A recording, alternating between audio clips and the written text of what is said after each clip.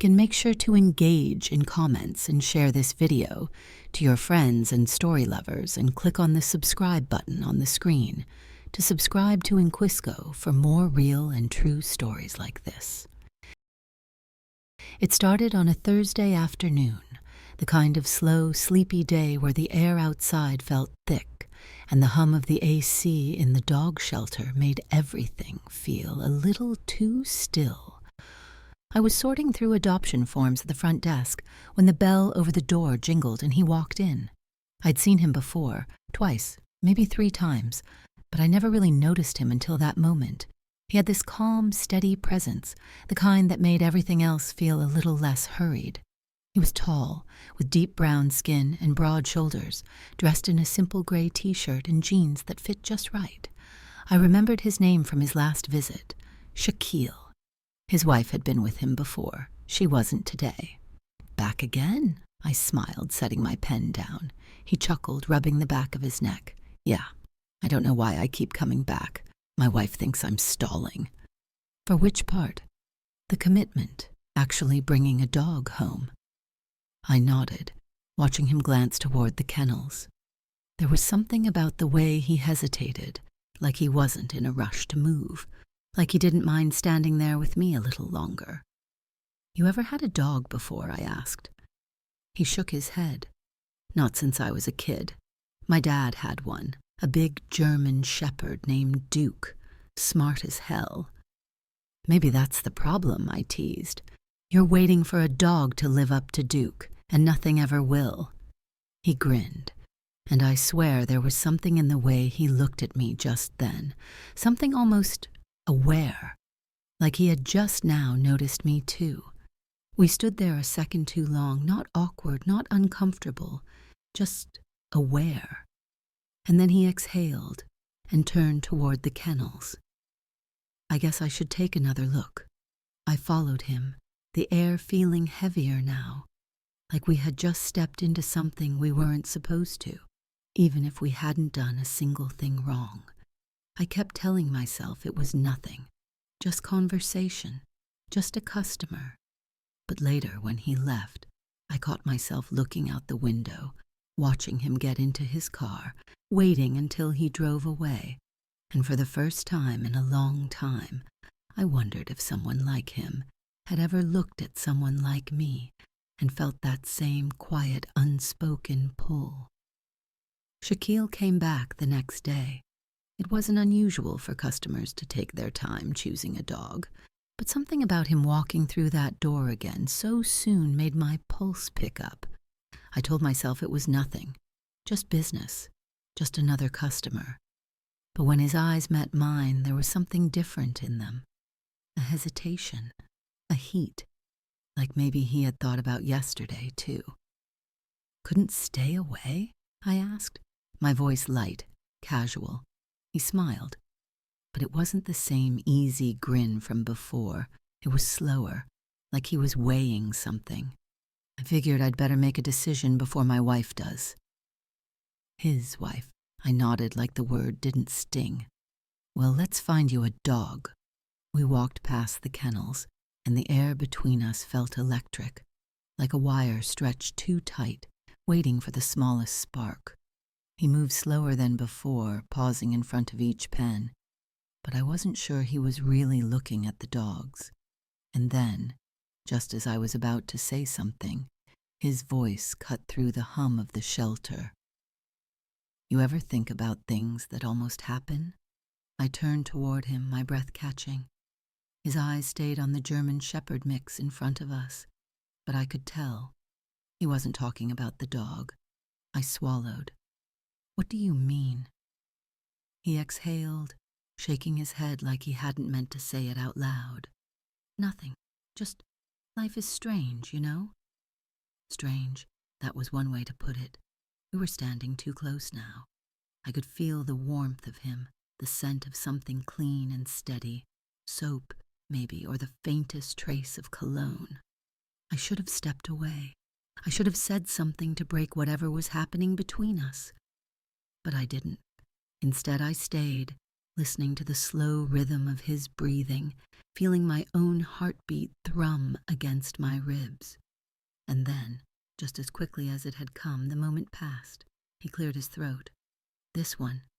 I think this is the one. I blinked, taking a second to catch up. He was talking about the dog. Right, the dog. I forced a smile, nodding as I reached for the paperwork. My fingers trembled slightly, and I hated that he might have noticed. By the time he signed the adoption forms, the air between us had shifted again. Softer now, but still charged, like the edge of a storm that hadn't quite broken. He took the leash, giving me one last look before heading for the door. I should have felt relief. I should have been glad that whatever had almost happened between us was over. But as I watched him walk away, I realized something unsettling. I wasn't relieved at all. I was disappointed. I didn't expect to see him again. I told myself I wouldn't. He had his dog now, his excuse for coming back, and yet, when I unlocked the shelter doors on Monday morning, I couldn't stop my eyes from flicking toward the parking lot, searching. It took 4 days. 4 days of pretending I wasn't waiting. 4 days of telling myself that whatever had sparked between us was nothing. A flicker, a trick of the moment. And then, on the 4th day, he walked in, alone. The second I saw him, something inside me pulled tight. I tried to keep my voice steady. "You back for a second, dog?" Shaquille gave a quiet laugh, rubbing the back of his neck like he did when he wasn't sure what to say. Not exactly. I waited, watching him hesitate. Finally, he exhaled. "He's great. The dog. I mean, Rocky. That's what we named him." I nodded. "That's a good name." "Yeah." His eyes held mine, like he wanted me to see something beyond the words. "He's settling in, getting used to everything." Something about the way he said it made my stomach tighten, like he wasn't just talking about the dog. Silence stretched between us, and I felt the weight of it, heavy and thick. I should have said something. I should have ended whatever this was before it got worse. But the truth was I didn't want to. "Can I show you something?" he asked, his voice quiet. I hesitated, glancing toward the office. No one else was here yet. Dangerous. This was dangerous. But I nodded. He pulled out his phone, tapping the screen before turning it toward me. It was a photo. Rocky, curled up on a couch, his ears perked, but his body relaxed. I smiled. "He looks happy." Shaquille didn't respond right away. When I glanced up, his eyes were on me. Not the way a customer looks at an employee, not the way a man looks at a woman he has no business wanting, but like someone standing on the edge of something, waiting for permission to fall. I swallowed hard, my throat dry. "Shaquille, I can't stop thinking about you." The words hit like a spark to dry grass. I took a step back, but it wasn't enough. The space between us was already burning. "You can't say that," I whispered, barely trusting my own voice. "I know," he admitted, but he didn't take it back. He didn't move away. My heart slammed against my ribs. "You love your wife?" "Yes." His answer was firm, no hesitation, but then softer, "and I think about you anyway." The room felt too small, the air too thick. I gripped the edge of the counter, like it could anchor me, like it could stop this from becoming something I wouldn't be able to undo. "This isn't," I started, but I couldn't finish the sentence because I didn't know what this was. He exhaled, dragging a hand over his jaw. I know. He trailed off, shaking his head. I should have stopped him. I should have said something definitive, something sharp that would cut through whatever this was. But I didn't, because part of me, maybe a very small, reckless part, didn't want it to stop, and he knew it. He could see it in the way I wasn't moving, in the way my breath was coming too fast, in the way I was gripping the counter like I was holding myself back. A few more inches. That was all it would take. Just a shift forward, a breath closer, and whatever invisible line we were dancing around would disappear completely. His eyes dropped to my lips, and that was when the door jingled. We jerked apart like teenagers caught sneaking around, hearts pounding, faces flushed. I turned just in time to see my coworker step inside, pausing as she took in the scene. Shaquille cleared his throat.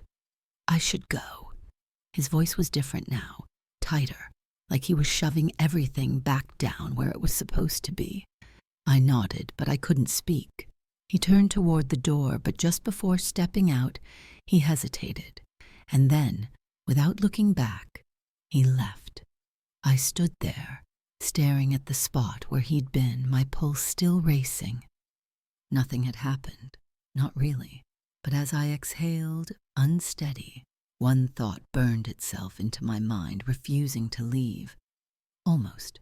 It had almost happened, and somehow that felt more dangerous than if it actually had. Click on the subscribe button on the screen to subscribe to Inquisco for more real and true stories like this.